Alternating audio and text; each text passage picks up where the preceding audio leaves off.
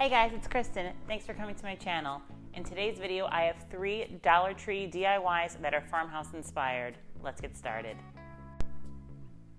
For the first project, I'll be making a little succulent crate. To be the base of the crate, I'm using this canvas from the Dollar Tree that says "Hooray" on it. I started by removing the actual canvas itself. This did take a little bit of manipulating. I ended up using a box cutter to remove most of it. If I had a flathead screwdriver that was small enough to get underneath those screws, it probably would have been a little bit easier. But I did have to manhandle this quite a bit to get the canvas off, but if you have a flathead, it would probably come off a lot faster. The jars that I'm choosing to put my succulents in are just a little bit wider than this canvas was itself. So here I am removing the 2 shorter sides. It did take a little bit of manipulation on my part. I tried using a hammer, but in the end, just me physically ripping apart the edges is what unglued it. For chipboard, it's actually surprisingly strong. I do nick it a little bit here and there, but I'm going for a distressed look, so I wasn't really worried about it. Once I had the canvas apart, I just hammered down any nails that were sticking up. And here you can see that I'm just making sure that this little plaque I have will accommodate the jar. This succulent I am removing. I will save it for later. And I just hammer down the nail in the center. And again, I just try to rip this thing apart without trying to destroy it too much because I will be using the sides for this. When I use the hammer to take this apart, you can see here that I literally ripped the wood in half in one section, but it's fine. I'm going for a distressed look, not a big deal. I do save that top part, the 2 pieces that are connected, because I'm using them in the next DIY. So don't take that apart if you're following along. If you didn't want to physically break apart the canvas, you could of course choose smaller jars. If you get the small mason jars, like the little tiny jelly jars, they fit perfectly inside of here. I really wanted to use these jars that I found at the Dollar Tree because I just liked the way they looked. Now that I've got all 4 pieces separated, I just have to neaten up the pieces a little bit so that they fit better. I sand all 4 corners of each piece, that way they just line up nicely. And I do have to hot glue up the chipboard where I broke it.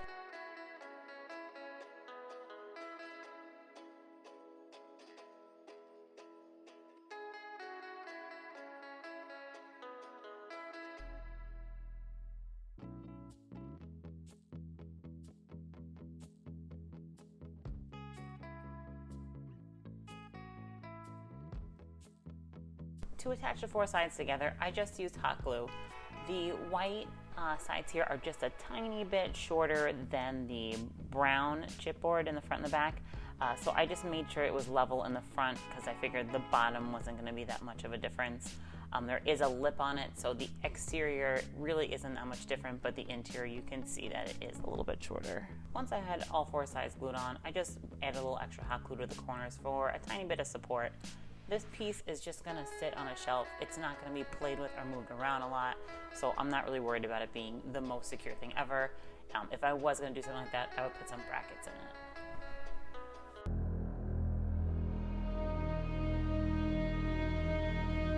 The next step is starting to paint the actual little mini crate itself.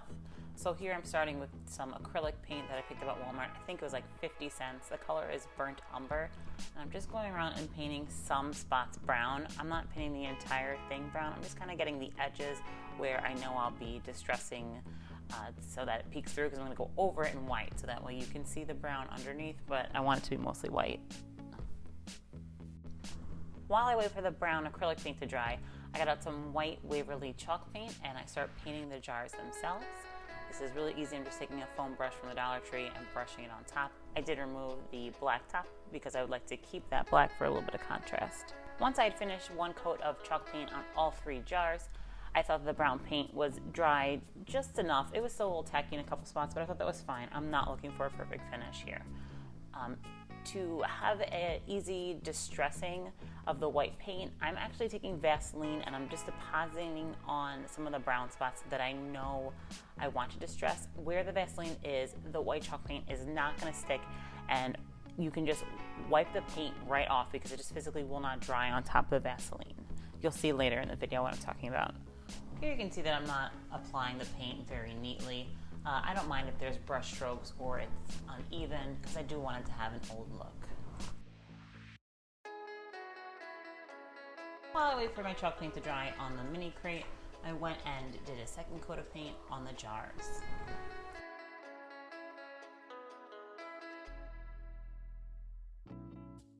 Now that the paint is mostly dry, I can go ahead and wipe off anywhere the Vaseline was. It literally doesn't stick at all, so I can just taking a wet rag here and removing the white paint that's on top. To distress it just a touch more, I'm going around the edges and hitting it with the sanding block. Not too much because it's already pretty distressed, but just a little bit. To add some more dimension to this sign, I'm dry brushing on a little bit of brown paint, which I made by mixing some white chalk paint with the brown acrylic paint. Next, I wanted to bring out some of the details on the jars themselves. So I'm just taking a sanding block and going around the edges, hitting all the ridges and roughing up where it says homemade. These jars were sitting a little bit deeper than I wanted, so here I'm just using the extra pieces that I had removed earlier and I'm gluing them to the bottom to prop them up. These definitely are not perfect, beautiful pieces, but you do not see them once the jars are all inside. I didn't glue the middle piece because it was a little bit shorter than the other two pieces. This honestly probably isn't the best idea, but because it's just going to be sitting on my shelf, I wasn't really concerned about it. Literally no one should be touching it. Obviously, if you're putting it in a place that's going to be moved around, you should definitely adhere it. Just to make sure that none of the wood color was peeking through, I did go over it with some white chalk paint. I don't really think it was necessary, but I did it just in case. Now that everything was dry, I was able to assemble it. Here I'm just using some floral foam that I got from the Dollar Tree, and I'm cutting it up and piecing it into the jars and screwing on the black lids. Here I've gathered a bunch of succulents that I picked up at the Dollar Tree. I wasn't sure exactly what I wanted to use. I knew that I wanted more than one in most of the jars, so I just grabbed a bunch. Really easily I was able to remove them from their pots and just shove them right into the floral foam. To add some detail to the front of this crate, I'm hot gluing a little succulent to the front of it. This little flat succulent came from the frame that I broke apart earlier to use as the sides. Once I had the succulents in place, I just hid the floral foam with some Spanish moss. This Spanish moss I picked up for 75 cents on clearance at Walmart. I grabbed it because it was really inexpensive, but Dollar Tree also sells Spanish moss. And here is the finished product. I think this came out really cute. I'm actually really pleased with how it turned out. It doesn't look like I used Dollar Tree items to make this. And I think this will look really cute in the bathroom. It's just like the perfect amount of greenery and bright white. For the next project, I'll be using this wooden arrow from the Dollar Tree. I'm going to turn this arrow on its side and make it upright to look like a house. This is totally inspired by Crafts by Caitlin. If you don't follow Crafts by Caitlin, I'm going to link her in the description box below. She makes great DIYs. Go check her channel out and follow her. Once I removed the twine hanger on the back, I just gave it a base coat of white chalk paint. Remember that little succulent picture I tore apart in the last project? Well, here I'm using the rest of it to make the top part of the house, the roof, if you will. I just start by removing any little wood splinters. I give it a gentle sand, and then I go over it with some white chalk paint. The color of this wooden roof is a little bit off-white, and it has a little bit of wood peeking through, so I just take a towel and I wipe off a little bit of that white so it blends a little bit better. It is the bottom side, so you don't really see it. I'm not worried about it being perfect. Once the chalk paint had completely dried, I hot glued the wooden roof in place. And here, to act as a little wreath, I'm gluing a piece of, like a cross section of wood. These are sold at the Dollar Tree. They come in like a bag of 10. The greenery that I'm using here on the little wreath is a boxwood pick from Walmart. It cost 97 cents. I wanted to add a little bow to the wreath, so I tied a little twine bow and hot glued it right in place. Next, I wanted to write the word keys on here. So I'm using rub-on transfers from the Dollar Tree. My paint must not have fully cured because as soon as I went to adhere the E, it just pulled up the paint. So I end up setting this aside and trying again later. This picture hanging kit came from the Dollar Tree. I'm going to be using these hooks on the sign. I don't like the gold color though. I end up painting them black with Waverly chalk paint in the color ink. And here you can see I just decided that I didn't think the greenery was enough. I added 2 little picks of lavender. You can get this at the Dollar Tree or Walmart. To be able to hang my sign on the wall, I'm attaching one of those sawtooth hangers. This I actually removed from another Dollar Tree sign, and all I'm doing here is attaching it with thumbtacks, and I am also using E6000. That way it's really in there because it is thin board and I didn't want to chance the thumbtacks falling out. I let my sign completely dry overnight before I went back with the rub-on transfers. I also off camera did a quick sanding over the front of it just to get rid of any lumps or bumps that might adhere awkwardly. And now I'm able to very easily place my letters on, peel off the transfer tape, and the letters are right on. A little trick to spacing out your letters as evenly as possible is to start with your center letter, or in this case, the center 2 letters, and then space out from there. Otherwise, sometimes just things end up kind of skewed right or left. And even with me doing this, they're still not perfect, but overall, I think they're pretty good. Now it's time to attach the little hooks. Here I just used E6000. I didn't want to use a nail. I was worried it would be too long, so I just liberally applied the E6000 and wiped away the sides and let it dry overnight. And here is the finished project. I think this came out really cute, and it's actually a very functional piece as well. The next project is a farmhouse cake stand. I'll be using one of these 2 burner covers and a candle holder. To add some Farmhouse Charm, I'm adding these wooden beads to the side of the tray. These wooden beads came from Amazon. There's a link in the description box below on where you can buy them. You can buy smaller wooden beads at the Dollar Tree. They do come in different colors, which doesn't matter because I am painting them in the end. I just happen to have these on hand already. Once I attached all the beads, I adhered the candle holder to the burner cover. Here I'm just using hot glue, but for a more permanent finish, you should probably use an E6000 type of glue.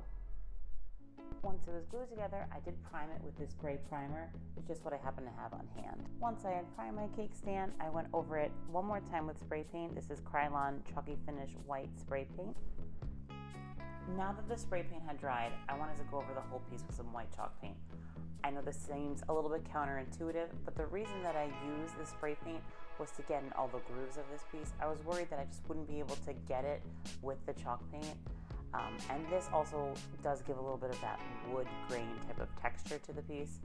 You can see here that I am trying to get the beads all covered in the paint just so they're the same color. Even though the spray paint was white and the chalk paint is white, it's a different shade of white. Overall, it doesn't have to be perfect because I'm going to be covering it a little bit later with some distressing.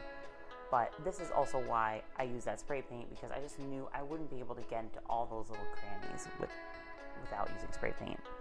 To give the cake stand an aged look, I'm going to be using this mixing glaze. This mixing glaze you can find at Lowe's and any other hardware store, I imagine. I bought this large container literally 8 years ago. That's how long it's taken me to go through it, and I still probably have half a container. So they definitely sell smaller quantities that you can buy. But basically this glaze is clear and you add your own color to it. They do sell ones that already have a color, black, gray, whatever you like. But I do like this clear one because I can change it. To make my antiquing glaze, I'm mixing probably a couple tablespoons of this mixing glaze with a little bit of browned acrylic paint. I don't have an exact ratio. I just kind of mix it till it looks good and then I apply it. What I really like about glaze compared to like an antiquing wax is you have so much drying time with the glaze. You can really go back and forth with it. You can't over apply glaze because you have just, I don't know, at least like 10 minutes of like wipeability time. So it's really easy to add and remove, to get the look that you want. To apply this antiquing glaze to the cake stand, I'm just really liberally coating all these little beads because I want a lot of this brown color in the crevices. I'm just like liberally slapping it all over there. It's not a big deal. It's going to wipe right off. I know it looks a little messy right now. Here I'm using a paper towel to wipe off some of the excess glaze. I do later switch to an old sock. It's just a little bit easier to control having a fabric. I wouldn't use a paper towel in the future. And here you can see I'm just choosing to cover all the beads first, and then I will later glaze the top and the bottom. Again, I'm just applying it really sloppy.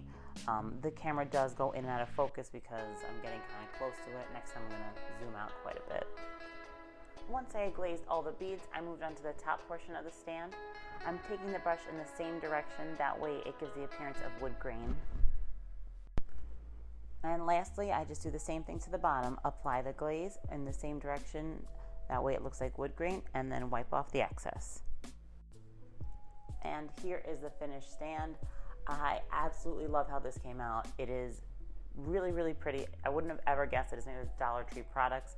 I think this is very Farmhouse, very Joanna Gaines, and I love how it looks on the mantle. And that's it for today's projects. Thank you guys so much for watching. Let me know which one is your favorite in the comments below. If you guys like videos like this one, don't forget to subscribe. I'll see you next time.